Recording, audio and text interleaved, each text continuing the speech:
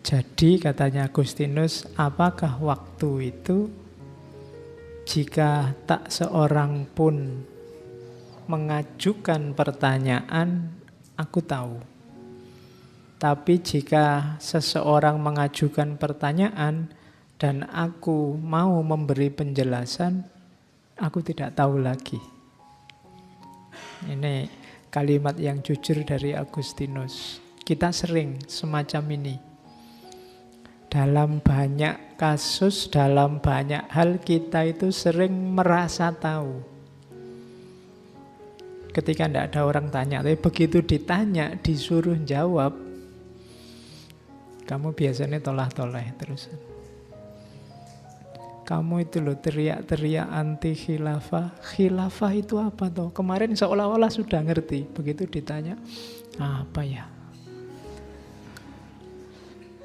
Kamu rame anti demokrasi atau pro demokrasi. Demokrasi itu apa? Anti itu apa?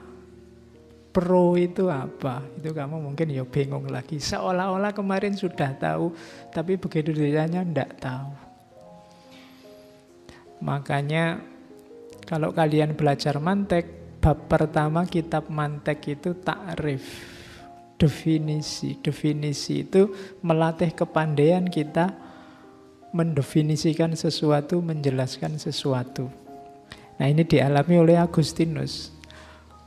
Begitu saya ngomong waktu kan kalian rasanya sudah tahu saja ya semacam itulah Pak waktu. Bayanganmu mungkin jam, kalender, apalagi waktu Indonesia bagian Barat, WIB, WIT, kan cuma itu yang ada di pikiranmu kalau ngomong tentang waktu.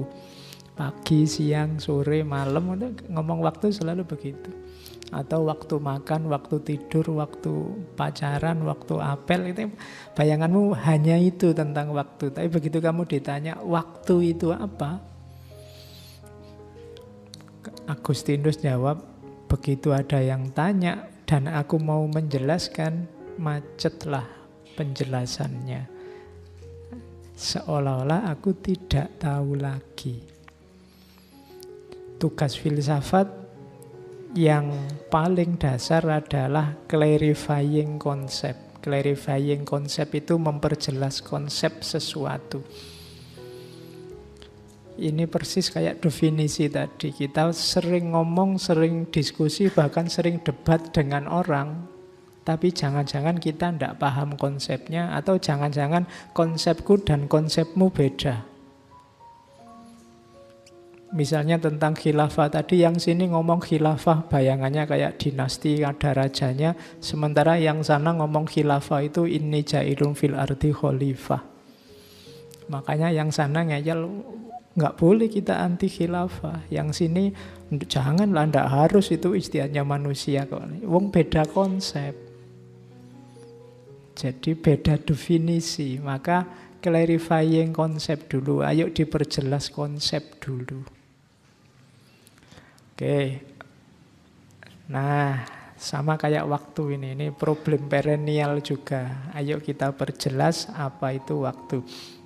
Tiba-tiba saya teringat Gibran di The Prophet, sang nabi itu.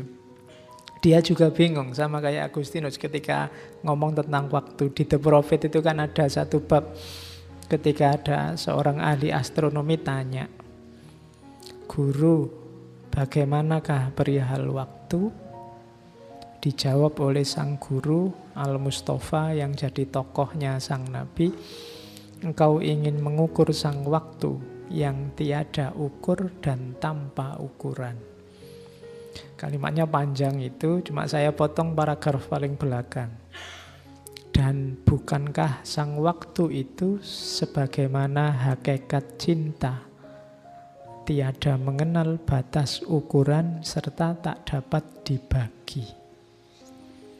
Itu satu kalimat ini kan panjang. Oh, waktu itu kayak cinta ya, ndak ada batas, ndak ada ukurannya. Awal itu ndak bisa diukur. Paling awal itu kapan, susah ngukurnya. Akhir juga ndak bisa diukur. Paling akhir itu kapan, dibagi-bagi juga susah. Waktu itu kan kayak kita jalan aja. Sekarang sudah 8:30, tadi jam 8. Mbok ya dibagi-bagi dulu biar waktunya, biar nggak jalan dulu. Yang jalan yang ini aja, yang sini ndak usah jalan, ndak bisa. Sama kayak cinta. Cinta itu ndak ada batasnya. Kalian mau membatasi cinta ndak bisa, cinta yang beneran ya. Terus ndak bisa dibagi-bagi. Sudahlah, karena punya 4, yang sini 25%, 25%, 25%, itu kalau cintanya ndak bisa dibagi. Orang jatuh cinta itu ya utuh mesti. Nah kalau 4 Pak, ya berarti ini 100, 100, 100, 400%.